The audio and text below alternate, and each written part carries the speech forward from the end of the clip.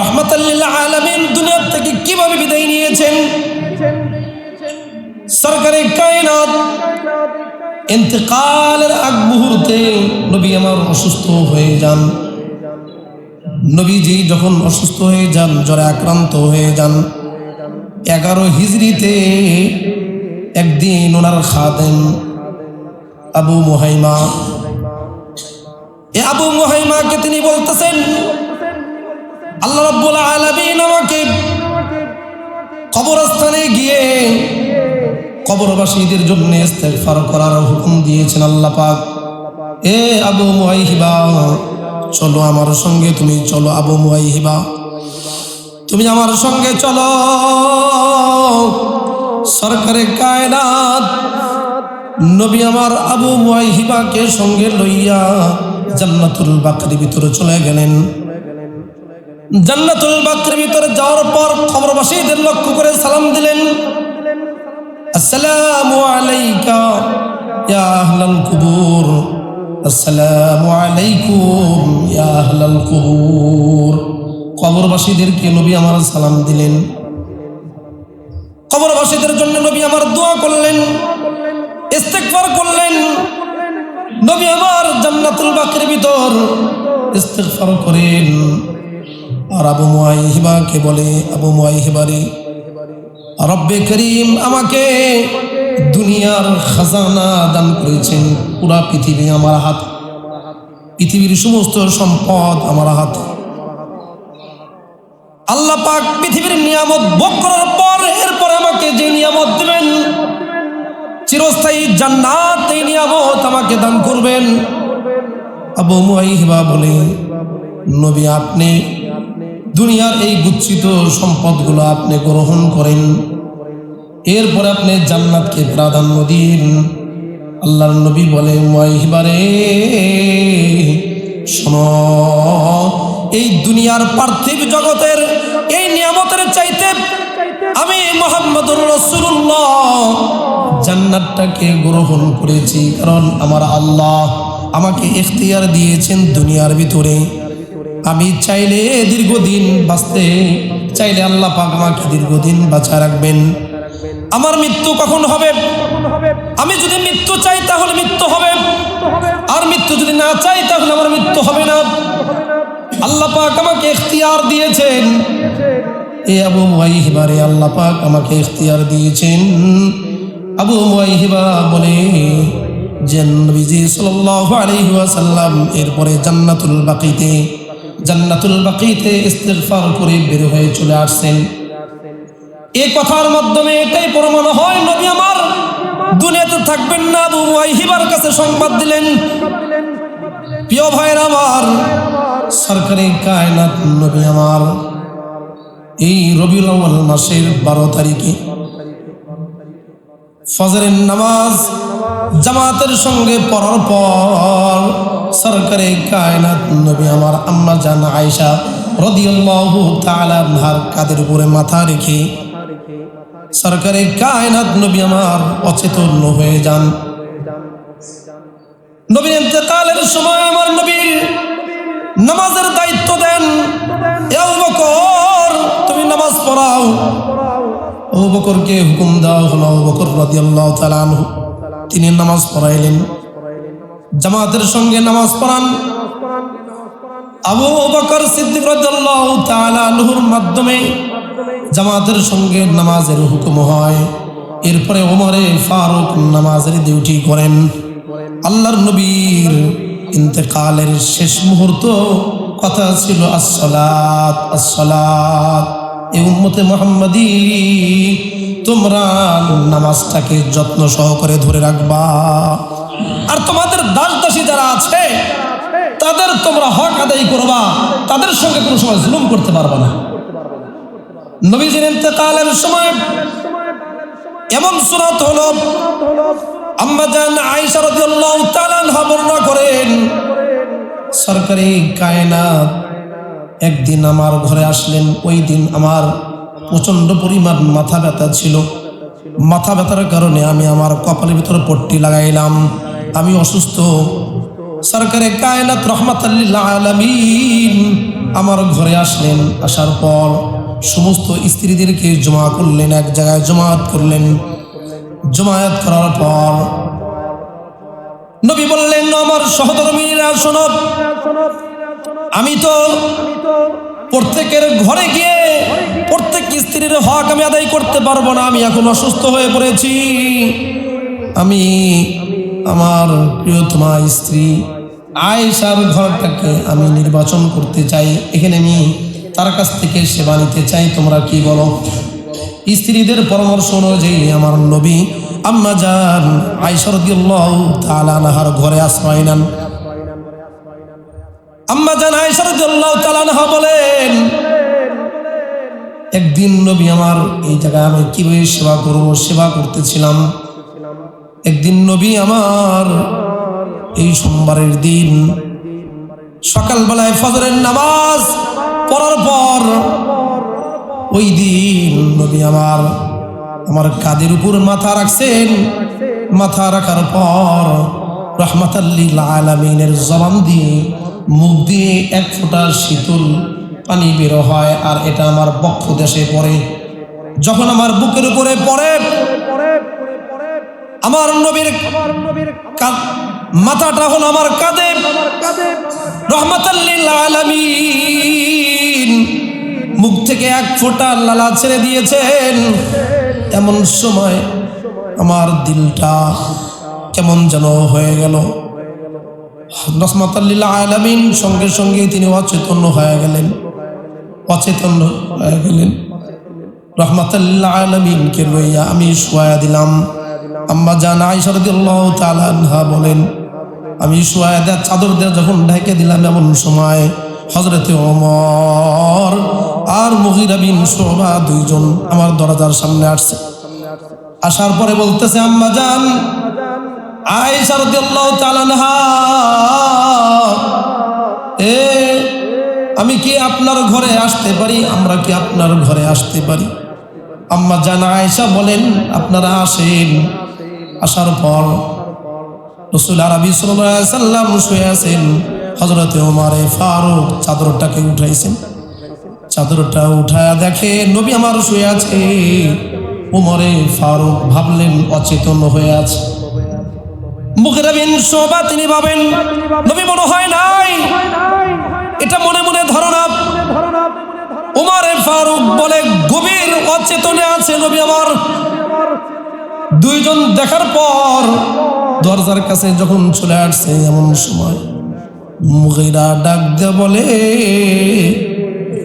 এ ওমরে ফারুক, মুহাম্মাদুর রাসূলুল্লাহ মনে হয় আর নাই। মুহাম্মাদুর রাসূলুল্লাহ দুনিয়াতে নাই, ইন্তেকাল হয়ে গেছে।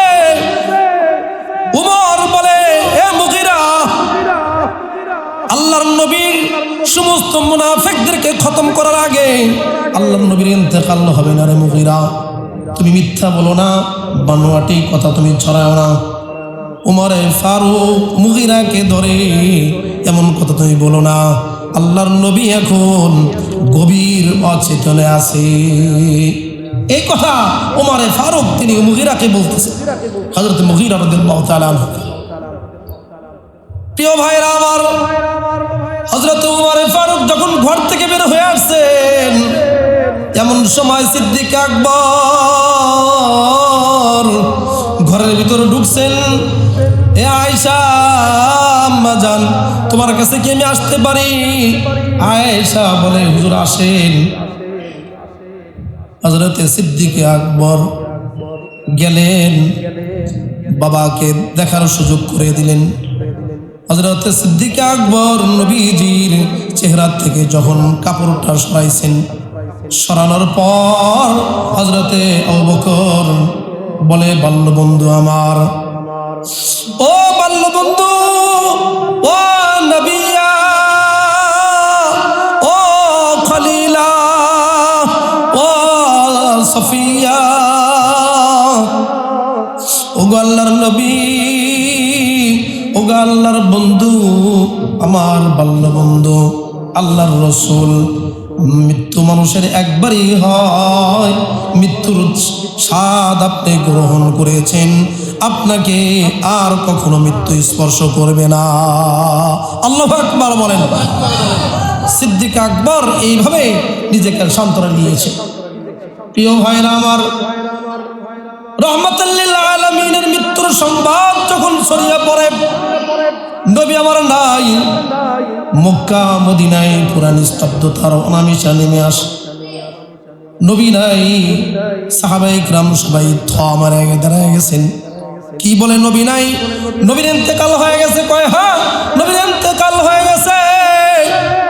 হযরতে বেলাল বলে, এই মদিনাতে আমি থাকবো না, যেই মদিনার ভিতরে আমি আমার চোখ দিয়ে আমার দোস্ত মুহাম্মদুর রাসূলুল্লাহকে দেখেছি, এই মদিনাতে যদি নবীকে দেখতে না পাই, তাহলে আমি বেলাল মদিনাতে থাকবো না। আম্মা জান ফাতেমা রাদিয়াল্লাহু তাআলা আনহা নবীজির ইন্তেকালের কারণে এত ব্যথা নিলেন, জবানের ভাষা হারায় ফেলছেন। কি বলবেন? আম্মা জান ফাতেমা রাদিয়াল্লাহু তাআলা আনহা কবিতা আবৃত্তি করে দিলের ভিতরে সান্ত্বনা দেন। বলেন, সুব্বাত আলাইয়া মাসাইবুল লাও আন্নাহা সুব্বাত আলাল আইয়ামি সিরনা লায়ালিয়া মাযা আলা মান শাম্মা তুরবাত আহমদি আল্লাহ ইয়াশুম্মা মাদাজ জামানি গাওয়ালিয়া।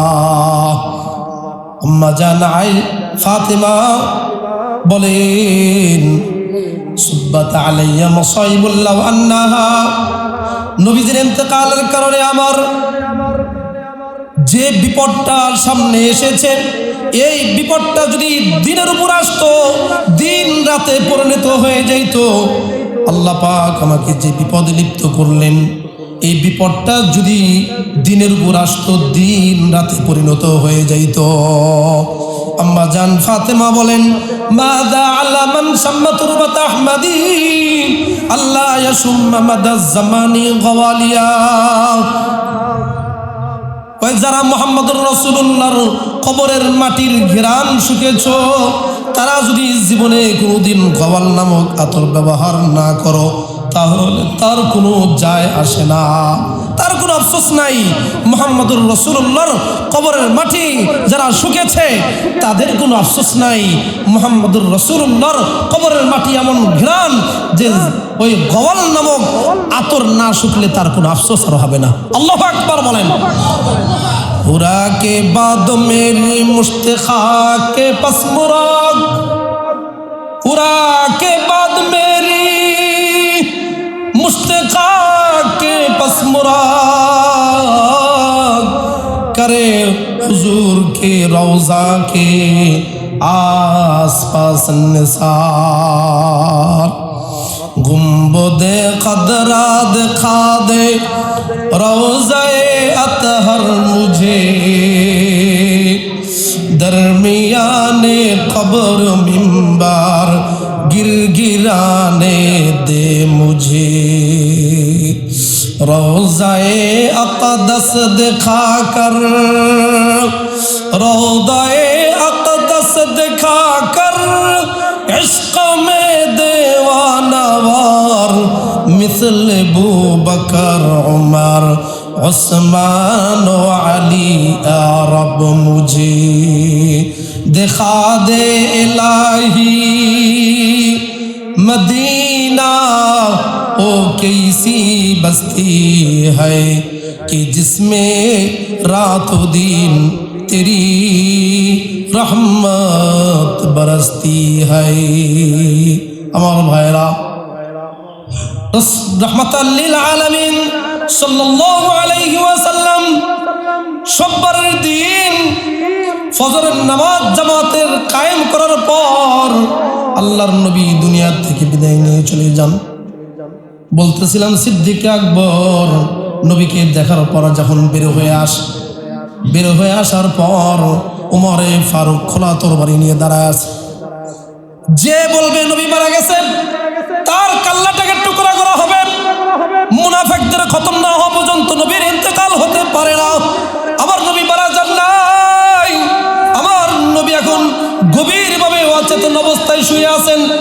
আকবার বলেন। উমরে ফারুকের বিশ্বাস হচ্ছে না, ওই মক্কা মদিনার মানুষদের কারো বিশ্বাস হচ্ছে না, নবী দুনিয়ার থেকে চলে গেছেন, ইন্তেকাল হয়ে গেছে। সিদ্দিক আকবর বলার সাহস পাচ্ছে না, খোলা তরবারি নিয়ে দাঁড়ায় আছে, কাউকে বলতে দিচ্ছে না যে নবীর ইন্তেকাল হয়ে গেছে। হযরত সিদ্দিক আকবর মসজিদ নববীর ভিতর মেম্বারে দাঁড়াইয়া সাহাবায়ে কেরামদেরকে একভাবে এরকম জমায়েত করছেন। জমা করার পর হযরত সিদ্দিক আকবর সাহাবীদের উদ্দেশ্যে বক্তব্য শুরু করলেন। ও আমার সাহাবীরা, তোমরা কি কোরআন তেলাওয়াত করো নাই? আমার আল্লাহ তো সূরা জুমার ভিতর বর্ণনা করেছেন, ইন্নাকা মাইয়িতুন ইন্নাকা মাইয়িতুন ওয়া আন্নাহুম মাইয়িতুন ইন্নাকা মাইয়িতুন ওয়া আন্নাহুম মাইয়িতুন। কোরআনে কারীমের এই আয়াতকে তোমরা শোনো নাই? ওমা জাআলনা লিবাশারিন মিন ক্বাবলিকাল খুলদি আফাইম মিত্তা ফাহুমুল খালিদুন। সিদ্দিক আকবর কোরআনে কারীমের আয়াত তেলাওয়াত করেন আর বলেন, মান কানা মিনকুম ইয়াবুদু মুহাম্মাদান ফাইন্না মুহাম্মাদান ক্বাদ মাতা ওয়া মান কানা মিনকুম ইয়াবুদুল্লাহ ফাইন্নাল্লাহা হাইয়্যুন লা ইয়ামুত। সিদ্দিক আকবর মসজিদ নববীর মিম্বারে দাঁড়ায় বলে, এ তোমরা যারা মুহাম্মাদের ইবাদত করতাম, মুহাম্মাদের গোলামি করতাম, শুনে রাখো মুহাম্মাদের ইন্তেকাল হয়ে গেছে, মুহাম্মাদের মওত হয়ে গেছে।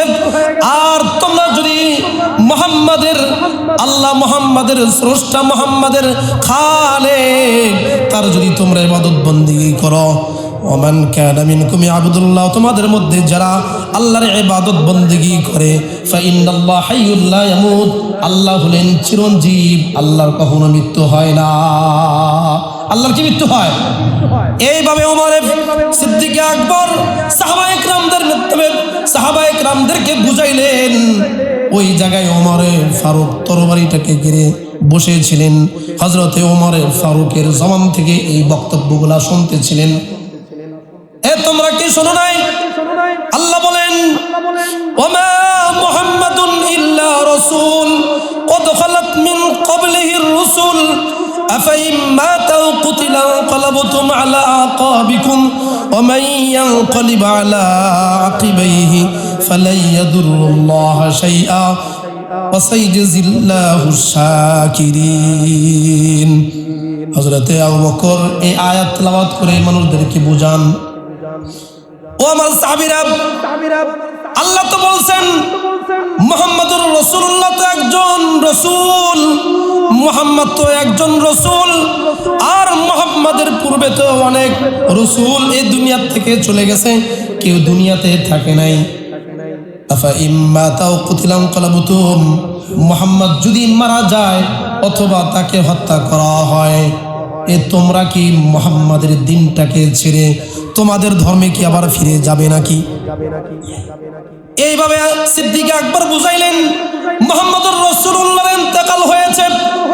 যদি মুহাম্মাদের ইন্তেকাল হয়, কোন নবী দুনিয়াতে থাকে নাই, আদম সফিউল্লাহ থেকে নিয়ে ঈসা রুহুল্লাহ পর্যন্ত প্রত্যেক পয়গম্বরই চলে গেছে, কেউ দুনিয়াতে নাই।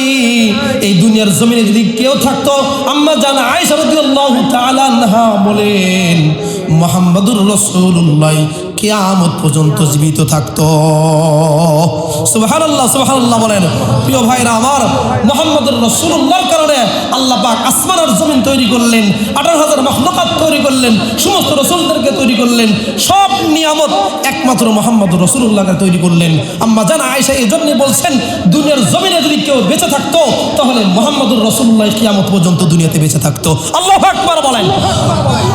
ও বন্ধু আমার, সিদ্দিক আকবর এটা বক্তব্য দিয়ে বোঝাচ্ছেন, ও সাহাবীরা, যদি মুহাম্মাদের ইন্তেকাল হয়, মৃত্যু হয়, তাহলে কি তোমরা তোমাদের ধর্মে ফিরে যাবে? তোমরা আগে মূর্তি পূজা করতা, তোমরা আগে আগুন পূজা করতা, তোমরা আগে কাঠকে সেজদা দিতা, এই যে উলট পালট যে কাজগুলা যে তোমরা করতা, ওই দিক কি তোমরা ফিরে যাবে নাকি? আমার আল্লাহ এইভাবেই বলছেন, সিদ্দিক আকবর এটা বোঝায়া দিচ্ছেন, ফালা ইয়াদুরুল্লাহ শাইআন ওয়া লা ইয়াজিল্লাহু শাকিরিন। তোমরা যদি আগের ধর্মে ফিরে যাও তাহলে আল্লাহ পাকের কোনো কিছুই ক্ষতি হবে না, আল্লাহ পাকের কেউ ক্ষতি করতে পারবে না, আল্লাহর তো কেউ ক্ষতি কেউ করতে পারবে না, আল্লাহর কোনো ক্ষতি হবে না। যে আল্লাহর ধর্ম ছেড়ে অন্য ধর্মে চলে গেলাম, আল্লাহ ক্ষতিতে পড়ে যাবে না, তোমরা নিজেরাই ক্ষতিতে পড়বা। আল্লাহর ধর্মে যারা থাকে তারা কোনোদিনও ক্ষতিতে পড়ে না। আল্লাহ পাক তাদেরকে সফলতার দরজায় পৌঁছায় নিয়া আল্লাহ পাক তার স্পেশাল জান্নাত, ওই জান্নাতে তাদেরকে প্রবেশ করায় দেন। সুবহানাল্লাহ বলেন। প্রিয় ভাইরা আমার, মুহাম্মদুর রাসূলুল্লাহ সাল্লাল্লাহু আলাইহি ওয়াসাল্লাম তার ইন্তেকালের সুসংবাদ যখন এইভাবে মৃত্যুর কথাগুলা সিদ্দিক আকবর মেম্বারে বসে বসে বক্তব্য দিয়ে বুঝাচ্ছিলেন, হযরতে ওমর ফারুকের দিলটা নরম হয়ে গেছে। আমি তো ওই আয়াতের কথা ভুলে গিয়েছি, ইন্নাকা মাইয়িতুন ওয়া ইন্নাহুম মাইয়িতুন, ইন্নাকা মাইয়িতুন, তোমাদের মৃত্যু হবে, তাদেরও মৃত্যু হয়েছে, এই দুনিয়ার জমিনে কেউ চিরকাল বেঁচে থাকবে না। ওমরে ফারুক বলে, সিদ্দিক আকবরের বয়ান শোনার পর আমার দিলটা ঠান্ডা হয়ে গেল। আমি তখন দিল ঠান্ডা করে নিলাম, হ্যাঁ নবীজির ইন্তেকাল হয়েছে এটা মেনে নিলাম। এরপরে নবীজির ইন্তেকালের পরে কে আমির হবে, সব কিছুর দায়িত্ব বুঝে দেওয়া হলো, আমির নিযুক্ত করা হলো। হযরতে সিদ্দিক আকবরকে সবাই মিলে প্রথম খলিফা হিসাবে নিযুক্ত করলেন। সিদ্দিক আকবর প্রথম খলিফা হলেন। এরপরে দ্বিতীয় খলিফা হযরতে ওমর ফারুক, তৃতীয় খলিফা হলেন হযরতে ওসমান গনি, চতুর্থ খলিফা হলেন হযরতে আলী। নির্বাচিত হওয়ার পরে সরাসরি মুহাম্মদুর রাসূলুল্লাহর সেই দিন জানাজা হয় নাই, সেই দিন তাকে দাফন করা হয় নাই। রাসূল আরবি সাল্লাল্লাহু আলাইহি ওয়াসাল্লামকে যে খবর দেওয়া হয়েছিল, এটা আম্মা জান আয়েশা রাদিয়াল্লাহু তাআলা আনহার ঘরের ভিতরে ওনাকে খবর দেওয়া হয়েছে। এটা হলো নবীজির রওজা শরীফ। এই আম্মা জান আয়েশার ঘরের ভিতরে নবী আমার শুয়ে আছে। নবীজির যখন গোসলের কার্যক্রম শুরু করা হলো, হযরতে আলী চাচাতো ভাই আলী তার বুকের সঙ্গে নবীকে আটকায় নিয়েছেন। এরপরে গোসল শুরু হয়েছে। গোসল শুরু করার জন্য যখন নবীর অঙ্গ থেকে পোশাকটাকে খুলে নেওয়া হবে, এমন সময় গায়েবীভাবে আওয়াজ আসতেছে, মুহাম্মদুর রাসূলুল্লাহ যেই পোশাকে আছে এই পোশাকে রাখো, তোমরা পোশাক ধরতে পারবে না, তার অঙ্গ থেকে পোশাকটাকে খুলতে পারবে না। গায়েবীভাবে আওয়াজ চলে আসছে। গোসল করানো হলো, 3 টুকরা কাপড় পরানো হলো, 2টা সাদা কাপড় আর একটা কাপড় হলো ওই যে ইয়ামানি চাদর। ইয়ামানি চাদরের মাধ্যমে নবীকে আবদ্ধ করা